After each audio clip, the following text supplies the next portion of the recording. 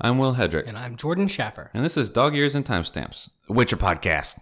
Coronavirus Watch. Coronavirus Watch, Witcher Podcast 2020, election year. It's a big podcast. Leap year. Yeah, it's a big podcast. Mm-hmm. How was your leap year? It was actually really cool. I was off. Nice. Well, I wasn't like super off. I had to cover at another store early in the morning. But then I went and helped Kenneth pick out a suit for a wedding that we're going to at the end of the week. Nice. And then we went downtown and hung out. And then we went back to his house and hung out and drank too much. Cool. It was great. Was it on Saturday? I can't remember. Mm-hmm. Yeah, okay. That's what I thought. Nice. Yeah. I don't think I did anything. I just you had work and worked and then I was off. Nice. Yeah, dude, I slept like all day Sunday, so that was nice. Just relaxed. There chill. you go. Yeah. Slept and cleaned and Witcher today. Nice. Yeah. Dude, things have been good with The Witcher. Mm-hmm. Yeah, I mean, I kind of forgot where we left off, but especially because we started off with a new character and how crazy she loves her bow. Like, how much she loves her bow. It was just like a lot about a bow in the beginning, which was cool because then, every little detail made it a little bit more.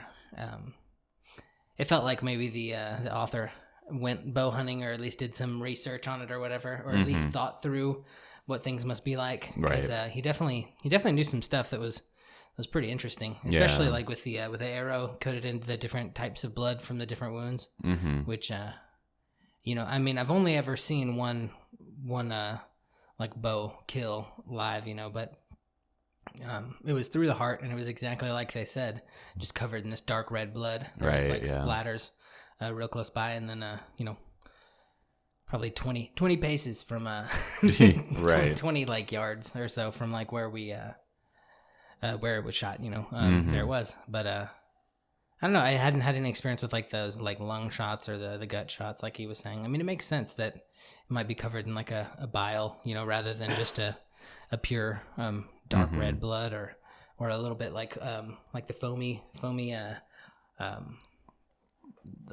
less red. I don't think it's a white, but like the foamy blood of like of a lung shot,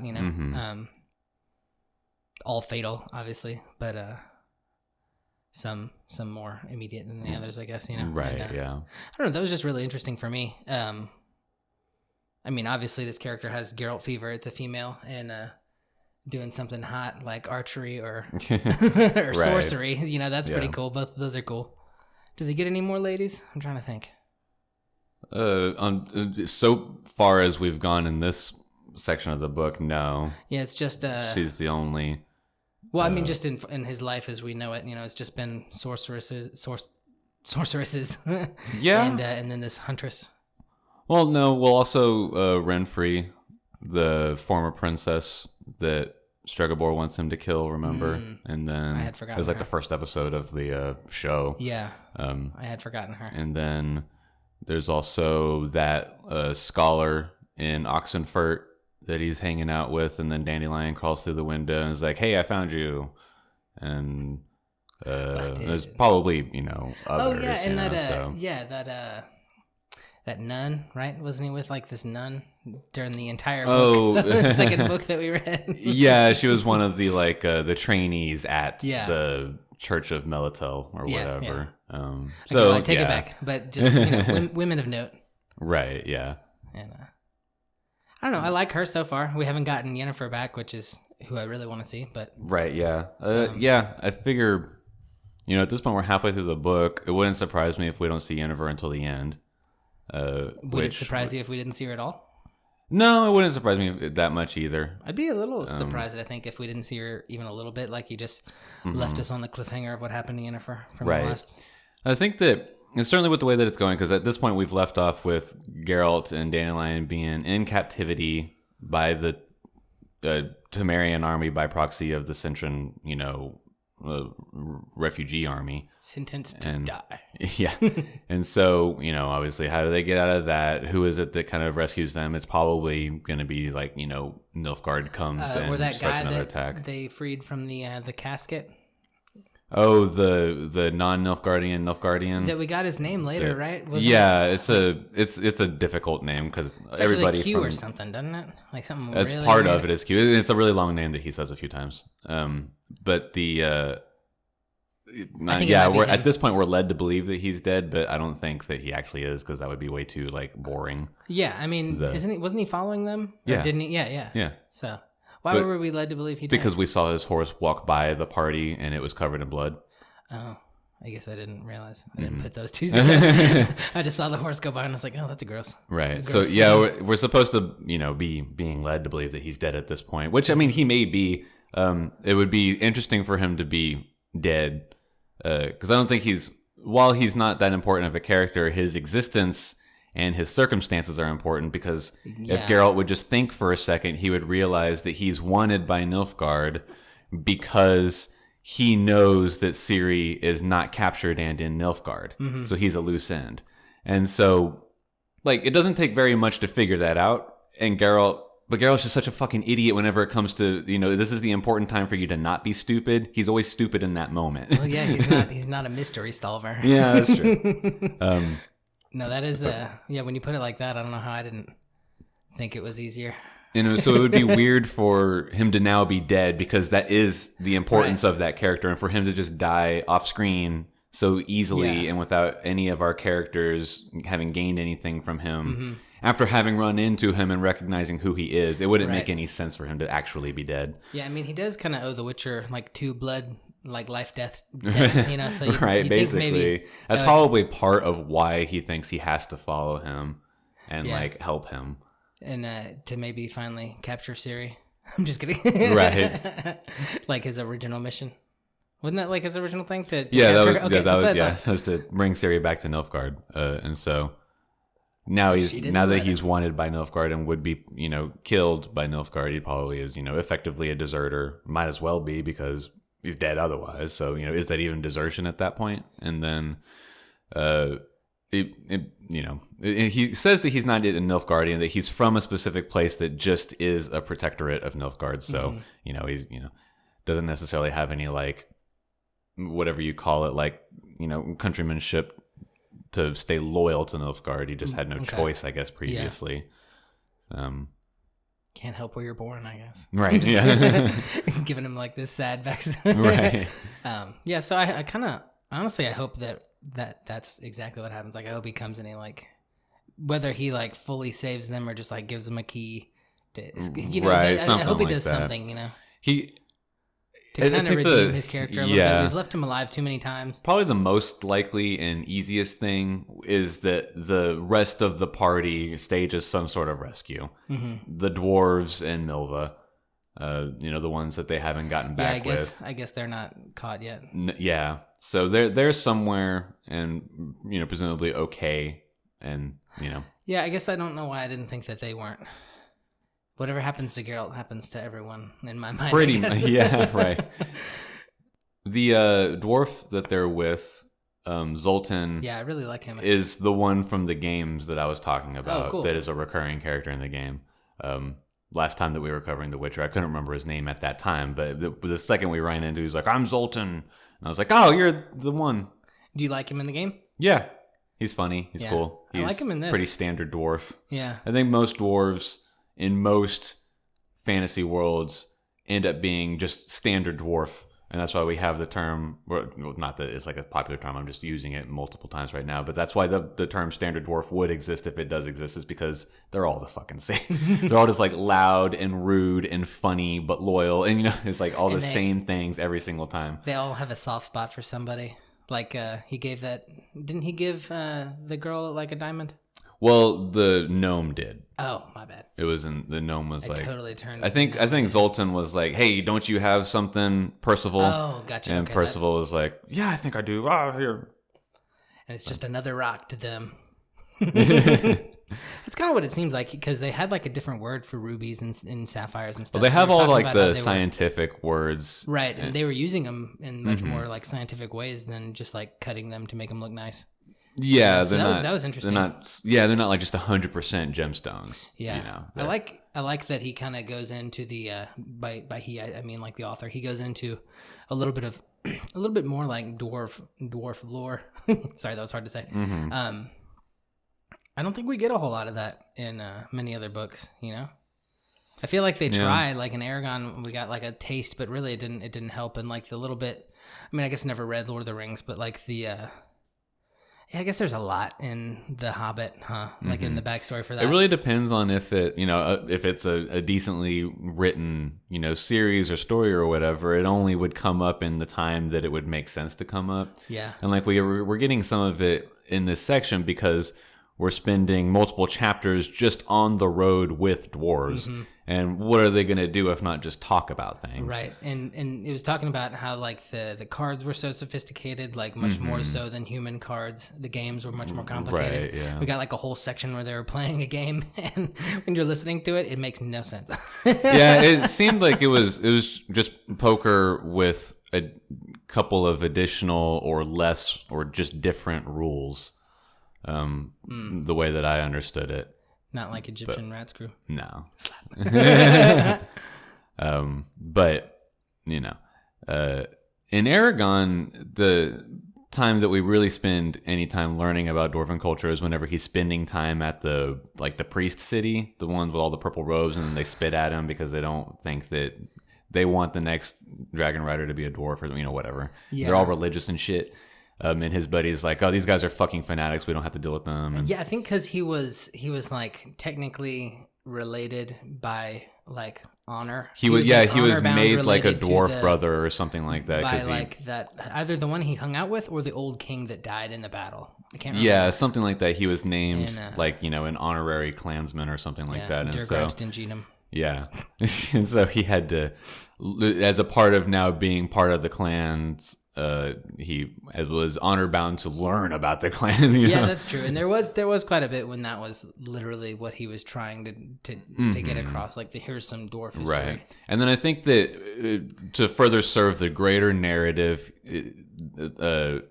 Christopher Paolini also wanted Aragon to have an education in all the different races because he's the the first next generation of dragon rider that's supposed to save the realm or whatever, and so he's got to lead the dragon riders, and he should know how to work with dwarves and elves and humans, and he lets the not their orcs, but the, what do they call them, urgles, he lets the urgles in and all that. So as far as the greater narrative goes, we have to see him learn about the other cultures because he's going to have to. It's just Star Wars on with dragons. What? Like how Luke has to start the new generation of Jedi, and how he was trained by a random guy that lived in town nearby who happened to be the last Jedi. You know what I mean? There are a lot of similarities.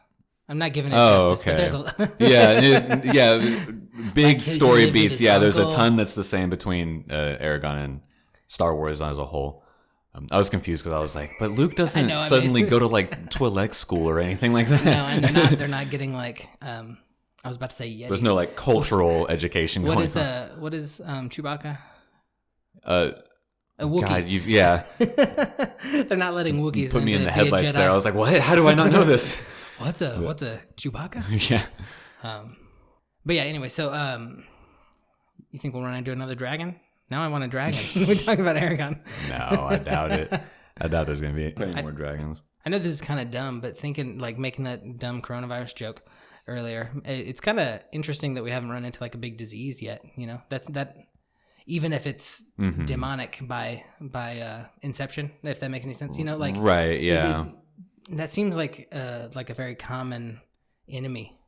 For like it was the thing that I think it's probably because most of the time we're not in smaller or less significant locales with these characters. I guess just they go to the capital cities. They go, the only they do go by a small settlement that apparently has the plague in it.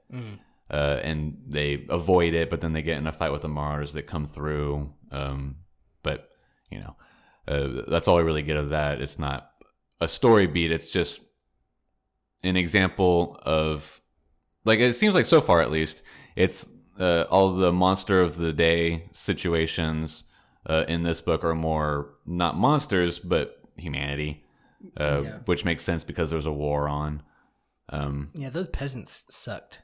They were like the worst. They always do. And that scene... They always do. Peasants always suck. Yeah, that scene, like that almost exact scene is in every single fantasy setting. Every single story, game, movie, book, Insult whatever. the underdog character. And Yeah. they kick your butt and then... Right.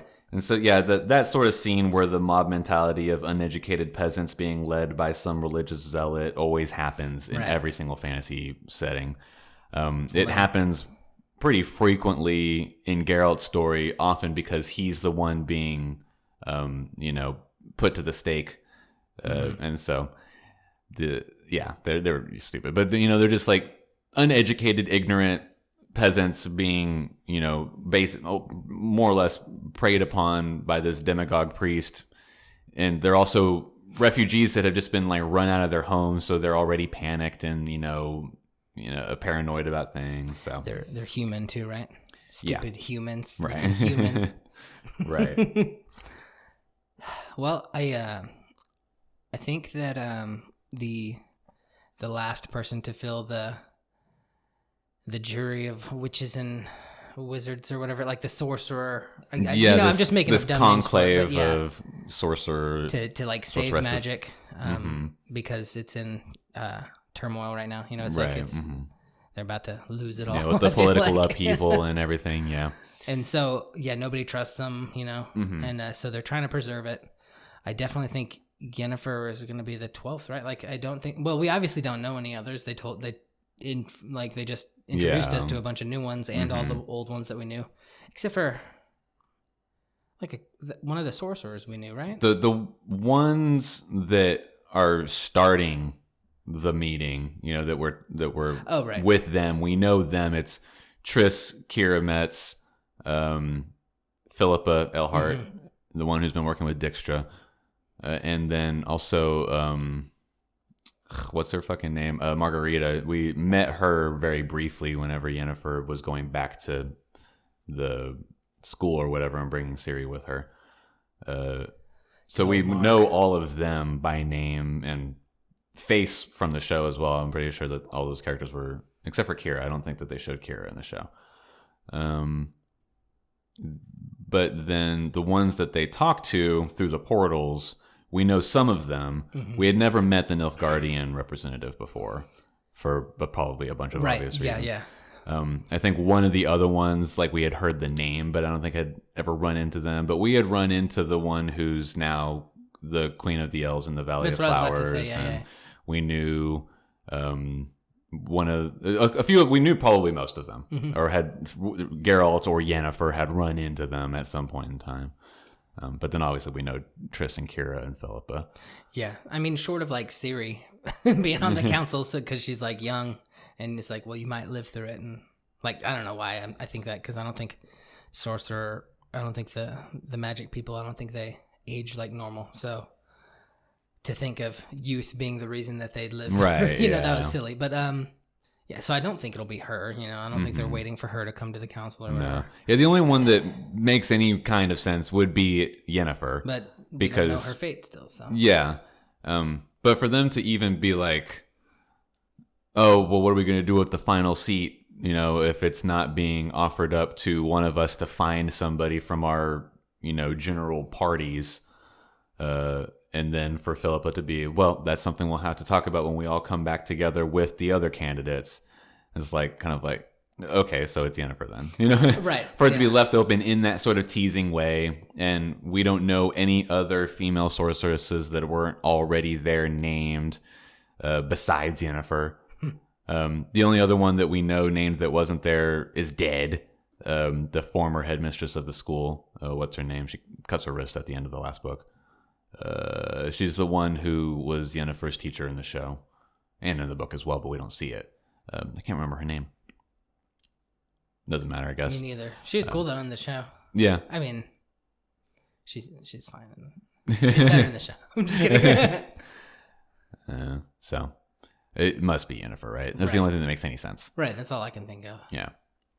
Now, it could just be somebody else completely random, and then they explain it, and then it makes sense in a geopolitical situation. But, I mean, the Like way a that they're dwarven- presenting it at this point, it couldn't be anybody else. They don't have any dwarven sorceresses? No. That's a hard word. I know that's stupid to say. But sorceresses? Sorcerai. Sorcery. Oh, there you go. That's her name. So it's Ciri then, not Yennefer. Yeah, I was wrong. She's the 12th. Yeah, I like how they're all connected. I mean, we don't know, I guess, that Yennefer's connected anymore because we haven't had any dreams about her. But I like how Ciri and Geralt are connected. And, you know, like they have dreams kind of seeing each other. Like Ciri had the dream where, like, she thought Geralt was getting run over by horses. Yeah. And he wasn't, right? He was just hiding. He was close. He almost got run over. Well, he gets kicked in the head. Oh, yeah, yeah. And then he passes out. How quickly does Dandelion then pull him under the cart? Yeah, I guess does he get run over by maybe one more horse? You know, he blacks out, so we don't know. But that would be rough, getting run over by a horse. Yeah. I mean, I'd rather a horse than a car, obviously, but man, that's bad. Yeah. Does Geralt wear armor all the time, or just like? I think maybe like a bit of leather. That's what I would think. Like, but that's about something that he can armor. move and travel in. Yeah. Since he lives on the road, you know. You think he smells bad? I don't think anybody smells good in this universe except for maybe. He must smell good. That must be his Witcher ability. Yeah, that's part of it. Is you smell good perpetually. That's why all the ladies like him. Like the first guy that smells. I don't think anybody even smells good like after they bathe most of the time in this universe. Well, unless only they Yennefer she's the only one that smells like anything, lilac and gooseberries or whatever. But I think the only reason that we know that is because Geralt's so obsessed with her that we have to hear him say it all the time. Yeah, but he makes sweet love to other people. Like you'd think he'd say that, she smells like honey and it's literally possible for for people to not smell bad. But whenever Milva comes back from scouting and then goes to whenever they're still in Broken Lawn and is going to go then give Geralt the news and she takes time like bathing, like that would be a situation where there was like soap readily available because this is a safe haven. Yeah. But like whenever they just like wash off in the river, they're not clean. They just literally don't have blood on them anymore. You know? Yeah, they're just I think most of the time they're just shiny. People just smell bad even if they aren't covered in dirt because they're still just like they didn't have soap with them or something like that. So only whenever they finally whenever they're going to go to the ball do they start smelling good. Or if they just perpetually live in these nice environments. Like I bet that even whenever they're like traveling, like when they were doing the dragon hunt, I don't think Yennefer had time to smell good. No, but when she's living in a city, she bathes every day, I think, right? Yeah. That's the witch code. I think there was a conversation at some point. Yeah. I think there was a conversation at some point where she brought it up and then one of her sorceress friends was just like, that's excessive, dude. Like you don't have to bathe every day. She's like, but I can because I have magic. Yeah, exactly. And she's also, I think that she's more vain than a lot of the other sorceresses. Oh yeah, that but makes because sense. of where she came from, Right. I think it's part of that. So the huntress girl, what's her name again? Moira? Milva. Why did I say Moira? Well, her given name is Maria. Oh. She's a human. But then Milva. the dryads started calling her Milva, which is their word for red kite, which is a bird. So she's like sick, kind of, right? What? Wasn't she throwing up? No, she was throwing up. She threw up because she thought she had killed that man in cold blood like that. Yeah, but there was like a Also, moment. she was hungover as fuck. Oh, see, yeah, there was a moment where Dandelion like winked at Geralt, and I was like, "Oh shit, she's not pregnant, is she?" Because I was like, "Those are symptoms of like morning sickness or whatever." Yeah, but I don't think he's got. I don't think so. How do you say? Bullets in the chamber. Or oh yeah. You know, like I don't. He's think supposedly sterile. Right. It's supposed to be, a side effect of the trial of grasses. I mean, I wouldn't be surprised if they were wrong. Yeah, that would be such like a obvious like switcheroo story beat to be like, oh, girl got somebody pregnant. But it would only be Yennefer. There's no way that it would be some rando. You don't think it could be? Well, I mean, she's not. Also, I don't think that Geralt and Milva have been together. I mean, the way Dandelion kind of winked at him, he's like, yeah, but Dandelion does that anytime someone gets within 10 paces of Geralt, you know? Yeah, but I mean, he knows Geralt better than we do, so I think they might have. I mean, she knew Geralt before they met, in our story. Geralt. I thought she knew him. I thought they knew each other. Just of him. The first time they meet is whenever she well, not even meeting, but she just like sees him in the healing pool there in Brokilon before he comes to, and then the queen of the Dryads is like, hey, go get information. He wants information. You owe me still. So, like, they knew of each other because they were both legendary in their own right. You know, Geralt being the Witcher, and then Milva being the one who's been saving all the squirrels. And then she was also, you know, shortly famous for having been luring humans into, you know, squads of human armies into the forest to be slaughtered by the Dryads. So, like, you know, she's got her own name as well, even if he might not have recognized her face, because that's her whole thing, is that she's very anonymous. But they didn't know each other before this. Okay. I must have misunderstood the way I read it, because the way it sounded to me was kind of like maybe she just like she's into was him. like obsessed at this point. She's into him. Oh, well, yeah. Now that they know each other, right? Yeah, and I'm not sure exactly where that turn happened. I think it happened. I mean, after they made love, probably. It happens somewhere on the journey, but she sort of realizes that she's can't get him out of her mind, and that's why she then goes to hunt the stag that we spend several sub-chapters in her mind of her doing so, because she wants to give him something to travel on, because he just like left without even like taking like a lot of, you know, sustenance. And then she finds from the elves that she runs into that Nilfgaard is on their way up north right now in a massive army, and so she's like, well, fuck, I have to go let him know, because I can't let him die like Here, that. you guys and have so my deer. yeah, so now she's invested in him for whatever reason, even if it was only, you know, that very like sort of vulnerable interaction that they have whenever he thinks that Ciri's dead because she's being an asshole, and is like, oh, well, but they're not going to find her, you know, like misleading his understanding of what the situation actually is. And so I think that in that vulnerability, she then, like, they both sort of like are kind of like, oh shit, okay, you know, now we've been open with each other and even honest about our identities, because at that point she tells him her real name. And so, you know, they become close by virtue of vulnerability, but I don't think that she becomes into him until some point along the actual like road journey. Okay, so they didn't sneak off and make love real quick. Nah, I haven't seen anything that would lead me to believe that yet. Where does Geralt sleep? Like on the ground, I guess. The ground? Just they might have like bedrolls, but I think he's not like one of the Claymore girls that like they shove their sword in the ground and then lean up against it. Yeah, that's very bad for your sword. You shouldn't do that. It's just a stick. It's just a strong stick. In this other book series that I read, like there was this race of people that are just super talented with swords, and they're like using their swords to like chop up kindling and stuff. And the main character's like, isn't that bad for it? And the guy was like, why? It's a sword. It's sharp. It can cut. Like, what are you talking about? And I think that honestly, there's something a little more to it. Like I think all of their like they might have some like I think they inhuman method of forging or right. whatever. I think there's something to the forgery, because these weapons are older than any other metal created thing, and metal is like a common thing. They basically like use magic and sigildry, like putting signs and imbuing it with magic, and like they basically use that like instead of like hardcore physics and mechanics, and like that's their science, you know, and they make a lot of really cool stuff. But I mean, that's kind of what I thought of when they started saying how advanced the dwarves were. Like I just started thinking of them doing like advanced machinery, and they don't have any magical people, right? Like it seemed like I don't they think would, so. But It so far as my understanding goes, they don't have any magic affinity. I can easily imagine a dwarf like in a cloak doing a spell, but that's probably just because I've seen it like in video games and stuff. But like, yeah, okay. That I'm aware of, there aren't any dwarves in the Witcher universe that are apt to any sorcery. But yeah, that also could not be true, and I just haven't met one either in the games, the show, or the series, the book series yet. That's a lot. So you'd think.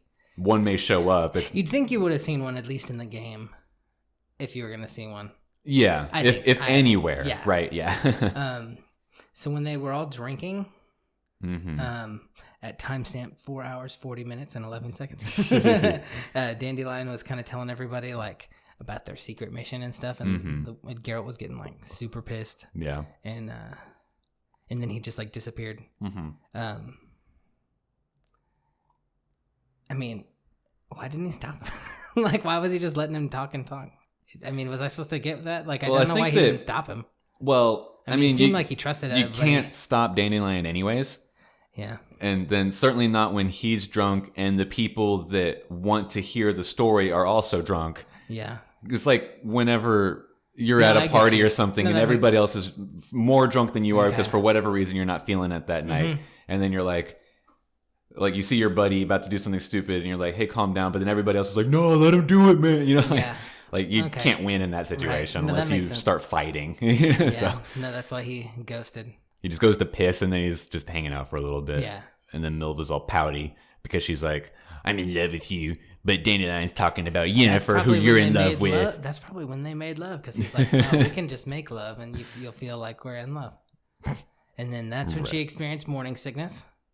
Because she's immediately pregnant. Like a week after, a week or two. This is magic. It was literally the next day. Witcher pregnant. Oh, okay. Witcher pregnant. It's different. Right. Like in Twilight, vampire pregnant, it's different. Okay. That was weird that she got pregnant as a human. Well, yeah. I think that was because they needed to move the story along. Oh, for sure. Yeah, that was. So they're like, okay, so rather than waiting 9 months, I can make whatever happen because we need to have this finished before they finish high school. Well, it's just weird that well, the whole thing's weird, but it's just weird that like a dead corpse, you know, like a vampire's has like live seed for human women's. This is it's stupid. Yeah. Well, I guess it's not stupid. It's it's fake, so of course it can be anything because vampires aren't real, unfortunately. Yeah. But I don't know. It's just kind of dumb. You think like the evidence of ghouls will come up again? Because like they were saying like those people hanging from trees. Like I mean it is feet, which is like sort of like a Chekhov's gun, but like you don't think that the ghouls will come through town while they're trying to break as out, part of the mayhem, Yeah, the perfect storm sort of situation that allows everything to be okay. Kind of what I'm hoping for. Like they kind of left us a few Easter eggs where that could be what happens, you know? Yeah. Like a blast of the guy that they let out of the casket, Mildred. That's not right. Milva, thank you. Yeah. It's Mildred. Right. And then I think the most likely thing is that the dwarves and Milva meet up with the non-Nilfgaardian Nilfgaard, or he finds them and is like, I think I can help you, everybody save Geralt. I know what to do because they don't have a problem with him. Yeah. Milva the whole time was like, either kill him or let him join us. He's obviously not a threat at this point, but Geralt's being like, fucking this guy stupid. Sucks. Okay, he's like, then kill him. Yeah, right. He's being like, wishy-washy and stupid. Like he's got fucking scruples, as he always calls it, but then like he never actually does anything. And he's just Geralt at the same time is the dumbest character and the character that you want to fight for the most. Which is ridiculous. It's ridiculous that I feel that way about him because usually I either am on board with somebody or not on board with somebody as a character. Yeah. It's certainly if they're the main character. Yeah. But for whatever reason, in the way that it's written, and maybe part of my experience with the games is also tainted, or not tainted, but lent me towards him more than I would have if I hadn't played the games. But I should not never, but the way that it's been written and done puts me in a position that I would never have thought that I would be in, where I both hate the main character and think that he's fucking stupid and kind of sucks sometimes, but then at the same time I'm like, but he's also right almost all the time, or at least he's on the right side of things most of the time, and so then I want to believe in him. But yeah, he's also just fucking dumb. So just kill him or let him join the party, not this weird half-assed bullshit. Yeah, that's why I think he's gonna be the one that, like you said, he'll probably meet up with them and help. I think that's at this point the most likely thing is that that they get together and save Geralt, and then Geralt has to reconcile. Yeah, as much as he denies Destiny, he left him alive twice, and so did Ciri, who is soulbound to Geralt. So 3 times, thrice bound. Right. Like that's a saying from the book or something. Yeah. So I mean, maybe ghouls show up again. That'd be kind of cool. We haven't experienced, but it could just be like a misdirection. Well, he fights ghouls in Really? At some point in the and this he talks about it in this whenever they're going they were going to go a different route south whenever they realized that they were lost following the stream, and they were like, well, what if we just cut across every time it gets in our way? And the girl was like, well, if we do that, then we're going to end up going through this one marsh that I've been through, and that wasn't fun. And that was in Sword of Destiny whenever he's fighting the ghouls, but then gets bitten by one and then gets saved by the traitor, and then his mom heals him. Man, I forgot all about that. Yeah. Which was, fought ghouls. So and then after that was whenever he runs into Cirilla whenever she had been taken in by the farmer's family or whatever, and that's the person who had given him the ride, and he had claimed the Claw of Surprise on him. Yeah. I remember all that. Which it ended up being Ciri was his surprise, and so that's how he gets her back or whatever, and blah, blah, blah. And that was 3 years ago, according to Geralt in this book. So, man, Ciri is like, she's going to be the most well-rounded she's the child of destiny, and and also she's getting all these experiences. Yeah, that's what I was thinking. Like, you couldn't like if she becomes queen of everything, like you couldn't ask for somebody that has has more world experience and is more intelligent. You know, right. like because she's. I don't been think it ends up like that. Schools. I don't think it's that kind of story where she ends up being the queen of everything. Probably not. But I think that she ends up saving the world by virtue of existing. She'll be hand to the king. But I'm just kidding. Right. She saves everything by. But then I think she goes and lives the life of a traveler or whatever, like an adventurer. Yeah. I don't think that she ever becomes a full-on Witcher. I don't think that she goes to the Trial of Grasses. Why does she have? Does she have like white hair all the time? She's got like platinum blonde hair. Okay, because in my head, like every time I see little pictures of her or whatever, I'm like, well, in the games, she's got like straight up white hair. Oh. And whenever I hadn't read the books or watched the show, obviously, because they didn't. Well, I hadn't read the books up until the point that we started reading them, and then the show didn't exist. But in the game, whenever you first see her is in the third game, and you see her as an adult. So you just think she's a Witcher. Yeah, exactly. So that's what I immediately thought, not really knowing what was going on, and then not finishing the third game, so I don't see enough flashbacks and different things to piece it together fully. Now knowing what I know, I don't think that she ever becomes a full-fledged Witcher. One, because nobody knows how to implement the Trial of Grasses. And she's gonna figure it all out because she's the. I think that she just like ends up just becoming an adventurer. I think that something with the Wild Hunt is a big deal, as we've already seen both in the books and in the game. And so, like, I think the Wild Hunt is like the doom of the world to some degree, or is like the harbinger of the doom of the world. There's also going to be like another singularity or something like that everybody's afraid of. I think that Ciri, being the child of destiny, saves the world from that sort of stuff just by existing, and then she becomes an adventurer and just like goes off and travels the world and does full things and bangs a bunch of other ladies because now she's a lesbian apparently. Oh well, everybody once you get so famous, right? I wrote a few timestamps down because I've never really done that, but thought I should. Okay. The trial by sword was at 5 hours and 31 minutes.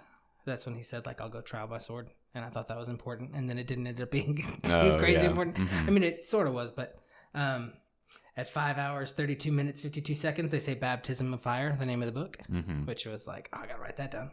At 6 hours and 5 minutes, there's like a huge long stream of like politics when he's like, getting preached to, like when Geralt's getting like talked to by and he's talking about how like Ciri's a threat to the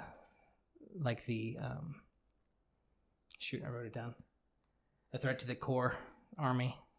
Okay. And while they're in captive. Yeah, exactly. So like kind of like right before at the we end. ended. Yeah, that's the last section of reading. But it I don't know, it had a lot of good politics on it, and I was going to re-listen to it if I had time, just to see if I could piece some stuff a little better. But I don't know. I thought those were some pretty cool spots. The one thing that I thought was, I guess I thought I'd ask is that when Geralt has like a dream about Ciri like dancing and having a good time, is he actually seeing her dancing with the rats that she's with, having fun at that party, like, or not the party, but like at that bar or whatever? I'm pretty positive. Okay, because he knows that she's not a Nilfgaard, right? I think that. Or he kind of has a feeling, that he or maybe believes the dream in spite of himself, because he's always in spite of himself. I think that he is still following the common knowledge that she's been captured and is to be made Imperatress. And it helps cover for her too. If he knows that she's not there, and he's still acting like the word on the street, is Right, law, yeah. then people would think like, oh, Then he's Geralt definitely knows. So we're right, yeah, because people just trust Geralt. Like, Right, they're not gonna he's think almost that- always been right in every situation yeah, before. they probably so. wouldn't go looking for her somewhere else. Right. So I guess Yeah. maybe in his I mind think, he could I think think it's that he another like level sort of believes it security. in spite of himself. Is like, okay, these dreams mean that she's not there, so I need to find her somewhere else and save her from this life that she's leading of just murder and thievery. Yeah, because before we started talking about it, I was thinking that he was seeing the dreams and thinking that she was at Nilfgaard and like having fun, and that like he was, because I wrote down earlier at like 2 hours and almost 20 minutes, he's like Geralt has a rant where he's upset because everybody's like telling him not to go save Ciri because she's doing all these queenly things and she's having a good time. Like, Right, she's having a good time. She's born to be a queen, blah, blah, blah, blah, blah. And he's like pissed. He's like, I know I'm supposed to say her. Rah. Right. Like, don't tell me what to do. I'm basically her dad. So I thought that maybe that was him having like an internal conflict at the end. Like, oh, should I even save her? She is having a good time, like everybody's saying. But after That's talking probably about part of it as well. Okay, like he doesn't know for sure if maybe she is there. Because I think or he's not. conflicted about whether to believe the dream or not. Because he doesn't believe in, like, he believes in magic, obviously, because magic is self-evident in this universe. But he doesn't really believe in, like, prophecy and destiny and fortune telling and any of that sort of stuff. So for him to suddenly have this unprompted dream when he can't do magic, why where would he he's believe it and seeing think somebody and he's supposed to take that as is. Yeah, we would believe it to be something because why would the author write it? But right, yeah. I could see him not thinking like, why is this dream special? Right, but he keeps having it or very similar dream, and he can sort of feel it in himself that it must be true. So I think he's like fighting that fight, but then he's also fighting the logic fight of, well, so she, by word of everything, has been taken to Nilfgaard and is going to be married to the, emperor and is going to become empress and blah, blah, blah. And she's probably going to lead this, relatively extravagant life and, have a good time if blah, blah, blah. But he knows that Ciri wouldn't want that sort of thing because she's an adventurer at heart. And he also has to have the self-conflict of caring for her, so he wants her to be comfortable, and that would be a comfortable life, and the fact that he can't give her the comfortable life, right? But he is destined to her and has already tried to shirk that destiny twice and then found that he couldn't. So he feels like he has to go rescue her from this thing because he's supposed to, and has seen what happens when he doesn't. But it would be taking her away from a comfortable situation. So there's like, it's a multi-layered situation and, internal conflict that he's going through. Starting with him believing whether or not she actually is there because he's having these dreams that he kind of in his gut knows to be true. Okay. So, but you don't think that he's seeing the dreams and thinking that she's having fun there. You think that he's having two different internal conflicts, right. Like the dream of if she's there or not, and then the if she is there, which is what the word on the street is, that other internal conflict of taking her away from it, being honor bound to be her. Okay, that makes sense. Okay. Cool. Well, that helps a lot. And I don't think I wrote any more notes down. He's saying Dandelion again. Oh, yeah? So, it goes like back and forth. That's I feel weird. Like, not like in the same book, but like I think between books. One book. Because he was definitely saying Dandelion in one of the prequels. Yeah. And then in the first one, I remember him saying Dandelion. Yeah. In the one section that I listened to. Yeah. When I was running behind that one day. But yeah, that's so weird. Why? I don't know. It's so obviously dandelion. It's a well-known flower. Yeah. And it's spelt that way. That's weird. I don't understand it. I would like to know. Yeah, I don't know. Maybe he just thinking like, no way. No way did he name I wonder this guy also after a flower. why in the English translation it's dandelion and not Jaskier, like in the show. Right. I applaud the show for giving him his actual name. Now that I know cool. that's what it is. At first I was like, that's an odd thing for them to change. Right. And then whenever I was talking to my coworker who knew, he was like, oh yeah, that's actually his name in the original Polish. And I was like, oh. It's like, you guys changed it first. Okay. Why English did they people. change that to the English version? Right. That's weird. Like, this name is too not English. It's a fantasy world. Yeah, I don't need a real name. Nobody from Nilfgaard has anything that I can pronounce. Like, Right. why is it weird for this dude to be named Jaskier? I can pronounce that. These fucking Nilfgaardian names don't make any sense at all. They're like a weird mix between like French and like Eastern Bloc stuff. It's really swear weird. People were speaking Spanish in the beginning of the book. No, I think they were speaking a language that I was like, that sounds like something I swear I've heard. They were in the beginning of this one. There was a lot. They were speaking in Elvish. Yeah, it sounds like Spanish. I think it's the same. No, I'm just kidding. I mean, but I did think that it had like a Latin root, which is silly. It probably does. It might, yeah. Anytime that you're creating a language, you root it off of something. Yeah. And I think that the Nilfgaardians are primarily French inspired. And then the humans in whole are, well, not the humans in whole, but the northern kingdoms, the ones that we mostly deal with, are pretty like Anglo-Saxon. And then the elves, I guess if you're going to then give them a language, you've already taken Franco inspiration and Anglo-Saxon inspiration for other races. So the only thing left to be would be to go like Eastern Bloc, Germanic, Russian, or Latin. And Latin suits the idea of the elves because they are the first. Right. And so is Latin in a lot of ways. Yeah. So that makes sense. I wonder what the dwarves would be based off of. They would probably be Russian. Right. That seems to fit. How far away from a mine can you whistle? Because that was something that they said was like, I don't want to go sit around in mine with the dwarves. Talking about the current leader in Mahakam is apparently getting petty with his ruling. Yeah. So I was thinking, like, is that just because it echoes really loud? Right, that must be what it is, right? That if you to were to whistle too close to a mine, you could blow someone's eardrums out. But we all know dwarves and how they love to whistle. Right. So. Okay, I thought that was funny, so I wrote it down too. That must be part of it. Okay. Well, how far away do you think you're allowed to be from a cave? How loud can you whistle? It's a good point. I would think like... I can't whistle very loud. I can whistle pretty loud. I know you can. I would think like, you know how they have signs now that it's like no smoking within like 10 feet or whatever. Exactly. I was thinking 10 feet. That's probably how far you can whistle. I think sound travels further than smoke. Well, I mean, it's not that big of a mouth of a cave unless you're like whistling at the cave. Hey guys, how does this sound? Are the acoustics awesome? So are all dwarves rich? Probably. Are they all? I don't think so. Okay, not by a long shot. It seems like they all have like rubies and gems and stuff in their pockets. I don't know. In my head, they all do. Yeah. They're walking around with rubies and gems and. This troop, this Zoltan's group of dwarves definitely has some stuff because they stash it away at the riverbed when they lose the wagon, and make a point of making sure that they can find where it is to come back. And then Dandelion talks about how he had overheard them talking that they're looking towards a future of opening up their own smithery or blacksmith situation in a city somewhere and just being able to make their own way forward. Just trying to settle down and be a simple blacksmith. Yeah, so they must have like equipment and materials with which to start that business. And money.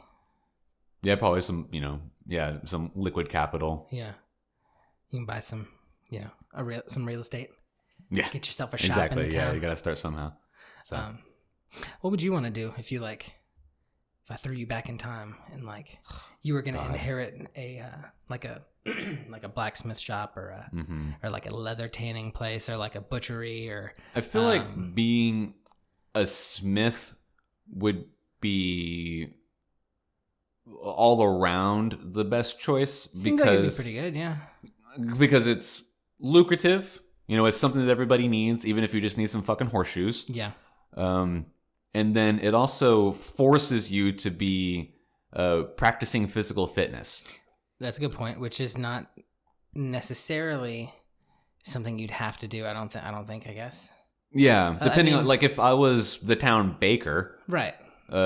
You'd be the only chubby guy in town. Right, yeah. I think that you're less inclined to be physically fit because, all your work is just there in the kitchen, which is not an easy job necessarily, but it's not the same as smelting ore. Right. And you're not sneaking samples of the smelted ore. Right, I bet you're probably eating a loaf of bread or at least the crust or whatever. And depending on the size of the town, there's only 1 or 2 smithies.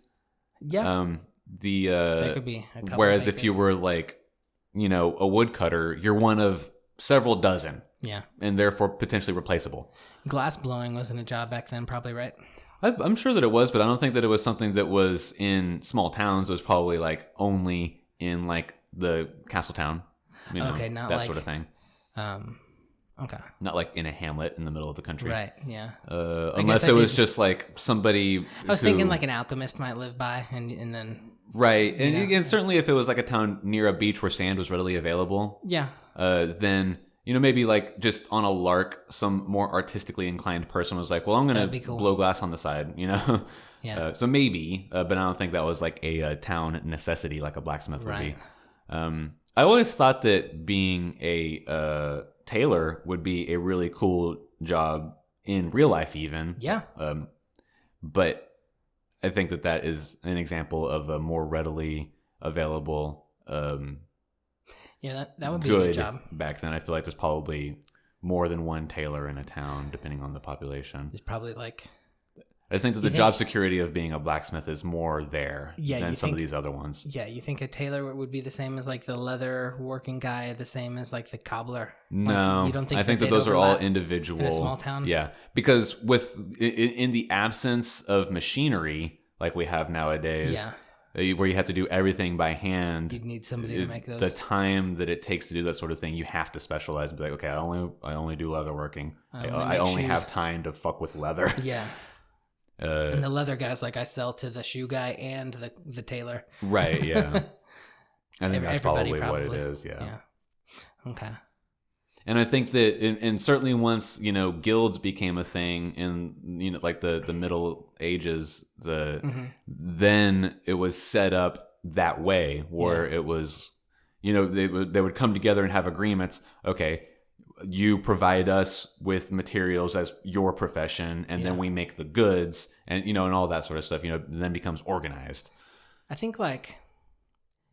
In my like fake scenario, I was like you're like trained and then you inherit it. I think like most of the time that's how it ends up being. I think like running a tavern would be pretty cool. That would be a pretty sweet job.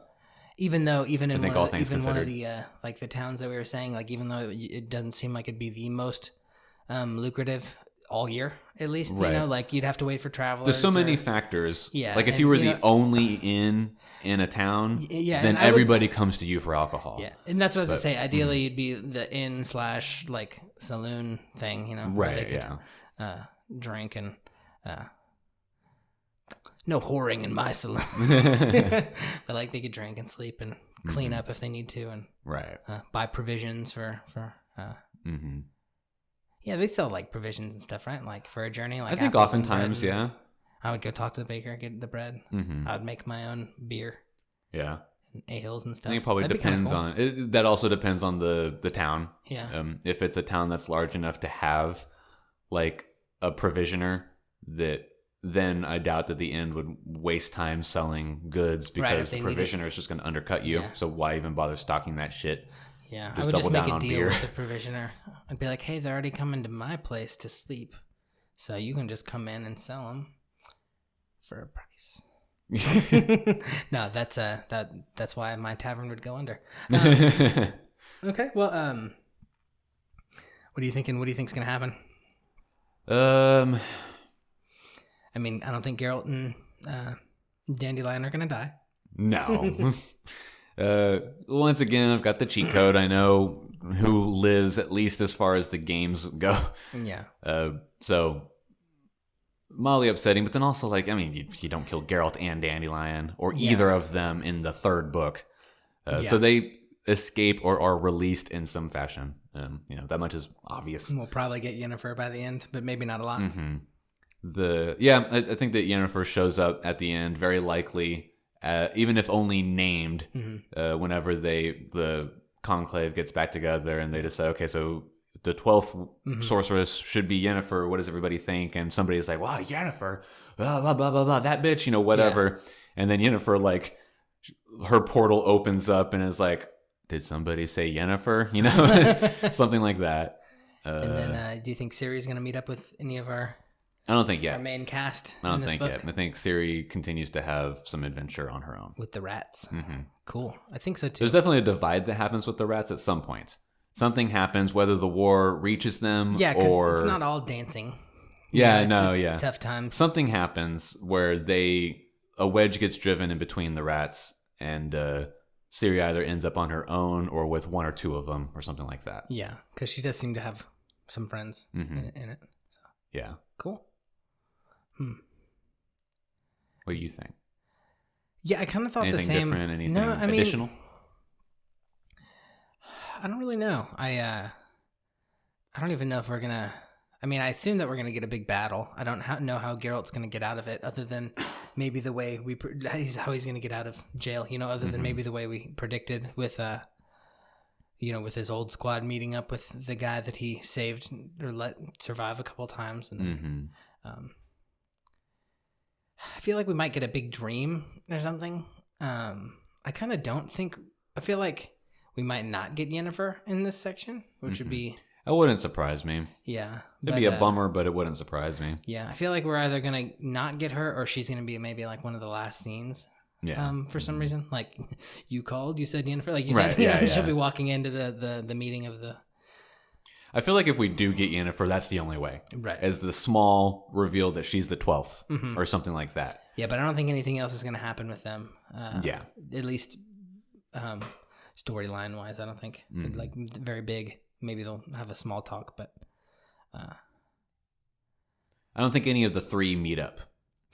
Yeah, I don't think so. Cirilla, Yennefer, Geralt, none of them see each other this book. Yeah. Aside in these... dreams. I mean, Geralt has a new girlfriend for now, so he's fine for this book. Right. They may bang before the book's over, but they haven't yet. It would not surprise me if they do. Although at this point, I think that Geralt and Yennefer are relatively devoted to each other, given like the scene at the farm where they were talking on the bridge or whatever. It seemed like they were pretty like, okay, let's work through everything. We've gotten over our misunderstandings that we've had with each other that we've been holding on to for the past year or whatever. Yeah. So let's move forward looking towards each other. Right. Obviously, everything that happened on Thanet and the war is on, so it's not like they're going to be with each other constantly. But I think that they're going to try and be relatively faithful at this point. I can see that. Yeah. She's also not there, so... It's true. And the author seems kind of... like he's got Geralt fever. Yeah, the author's kind of horny, but so I like the chunk we read. It felt like a lot happened, but honestly, going over it just now, I don't feel like we really missed anything as we were talking about it. No, yeah, I mean, it was as far as like literal story beats, not a lot really happened. It's just that there's a war on, right. And so a lot has to happen, and just by virtue of it being a war, a lot is happening. Right, it's a big thing. So a lot, yeah, that makes. There's sense. Also a bit of a time skip that we get caught up on in the beginning, so that makes it feel like a lot because we're just getting a bit of an info dump to catch us up to the time skip that we've been through in between books. Even in the last chapter of the last book, there was a lot of time skipping happening because Geralt is out cold in Brokilon for a while. Yeah, that's a good point.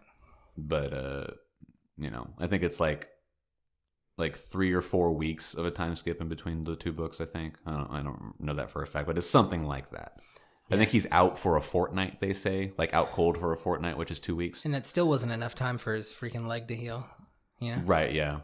So, I mean, I never know how long they're on the road, either. Like, how long have they been traveling in these 4 chapters? Whenever they meet the apothecary guy, that's not what they call him, but the guy in the barrows, where they think they're going to find ghouls.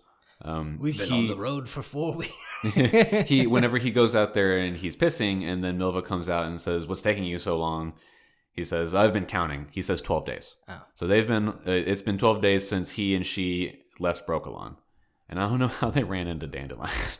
Dandelion was just immediately there with Geralt whenever next time we saw him. Like, he leaves Brokilon, and then we're back with Milva, and then she tracks him down, but he's already with Dandelion. So I don't know what Dandelion was just like, just patrolling the border of Brokilon, waiting to run into him, or what? I think Dandelion is bound to Geralt. Yeah. Well, no, not that I take that back, because at the end of not directly at the end, like the last literal thing that we see, but towards the end of the last book, Dandelion is going towards Brokilon to find Geralt because he has heard that he's there. Right. And I think that he gets captured by the Dryads. And so he might have been in one of those like skirting cities of Brokilon saying, hey, I know Geralt, I know Geralt, I know Geralt. Yeah. Let me see him. And then whenever Geralt makes ready to leave, he's leaving through the border settlement of, the border Dryad settlement, and they're like, oh, hey, your bud's here. So that must be what happened. Yeah. I guess since leaving Brokilon, it's been 12 days. And now, since that cottage with the apothecary dude, I guess it's been another day. But we don't know how long he was out after the fight. I guess he was out maybe a day. Yeah, he got kicked in the head. Yeah. It couldn't have been more than like half a day, really, though. Like maybe through the night, and then the Temerian army comes and clears out the Nilfgaardians, and it's like morning whenever they're captured. Yeah, no, it couldn't have been that long. Yeah. So I guess we're like at day 13 coming on day 14 since leaving Brokilon. So it's been 4 weeks since the last book ended. Not a whole lot. Not a lot. It's almost how long it's been for us. Right? Yeah. The last book ended. Yeah, it's only been like a month and a half since we last read. So. But, yeah. Anyways, yeah, I think that's about it. Yeah. You guys know how to find us. At ears_stamps on Instagram and Twitter, and then dogearsandtimestamps at gmail.com. And then just finish the book. The last 3 chapters, 5, 6, 7. Mm-hmm. Should just be like the second half, obviously. But yeah, it's about as much reading. My Kindle says that I'm 51% through right now. Yeah, so it was a little bit more than this section. But yeah, just keep reading. Keep up with anime. And then get ready for the 4th book. Because we're just going through. We're just going to finish The Witcher. The only thing that might happen is I might beg Will to give us a week off for an anime show or something, so I can re-listen to all of them and get like an epic recap before the 4th book or the 5th book, even. Right. Yeah. But other than that, it might just be a week off. As far as reading goes, that's what we're doing. We're sticking with The Witcher. Yeah, so, we might give ourselves a break, like Jordan just said, to do something else, even if it's just a movie or something. Yeah, but definitely get the rest of the books because we're gonna do that as well. That's happening. Yeah, it's going to happen. Be ready for it. Don't buy any other books unless you have more time to read than I do. But in any case, I'm Will Hedrick. I'm Jordan Schaffer. This is Doggers and Timestamps.